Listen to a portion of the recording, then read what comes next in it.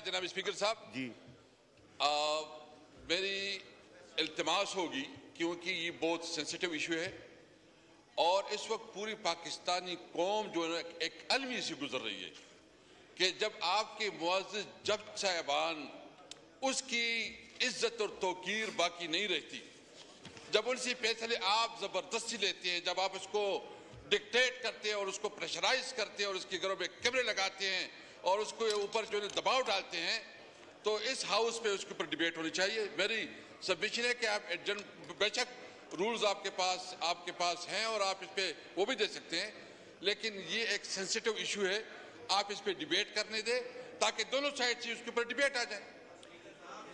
असद साहब जो इशू है ना जी सब्जुडिस होने का, उसको बड़े सेंसिटिविटी से देखना पड़ेगा और अगर हुआ तो जरूर देंगे, मगर अगर सब्जुडिस है तो आई थिंक हम इंतजार करेंगे उसका।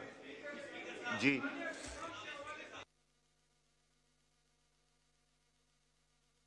जी गौहर साहब।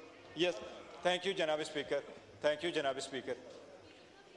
स्पीकर साहब, प्राइमरीली जो लेटर गया जज साहिबान की तरफ से उसमें दो किस्म के पॉइंट्स हैं।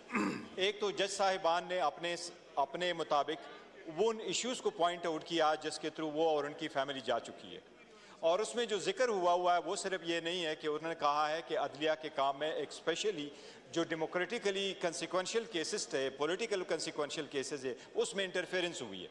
पर उन्होंने जो पॉइंट आउट किया वो ये है कि आज भी अदलिया में इंटरफेरेंस हो रही है, इसलिए ये इस पार्लियामान के लिए सबसे इंपॉर्टेंट है। ये आइन ही प्रोवाइड करता है, ये एक तीसरा आर्गन है स्टेट का, और इसके इंटरफेरेंस करना आइन की खिलाफ वर्जी है। इसलिए इस पर बहस हर सूरत होनी चाहिए ताकि ऐसे इकदाम किए जाए जिसमें इंटरफेरेंस फ्यूचर के लिए उन पर बंद हो। तो लाजिम है जनाब स्पीकर, ताकि दोनों ईवान में दोनों तरफ से अपने अपने इजहार करें और ये ईवान रेजोल्यूशन पास करें कि किसी सूरत में भी किसी भी दौर में अदलिया में जो इंटरफेरेंस है ये नामंजूर है और किसी सूरत इंटरफेरेंस नहीं होनी चाहिए। ठीक है जी। मरवत साहब,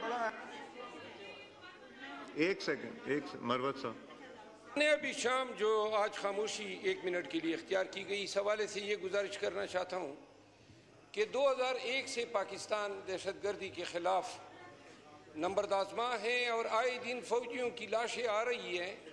तकरीबन 24 साल हो गए हैं, ये दहशतगर्दी रुक क्यों नहीं रही है? क्यों हम नाकाम हैं दहशतगर्दी को फाइट करने में? एक मिसाल देता हूँ, पाकिस्तान में पोलियो का तो खात्मा हो गया, जहाँ पे एक केस पोलियो का निकल आता है पूरे निज़ाम ममलिकत जो है वो डगमगा जाती है।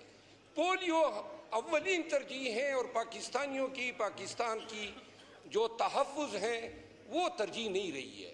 आए दिन ये चाइनीज यहाँ पे उनको मारा जाता है। ये भाई साहब आप वीडियो जो बना रहे हैं, दिस इज नॉट अप्रोप्रिएट।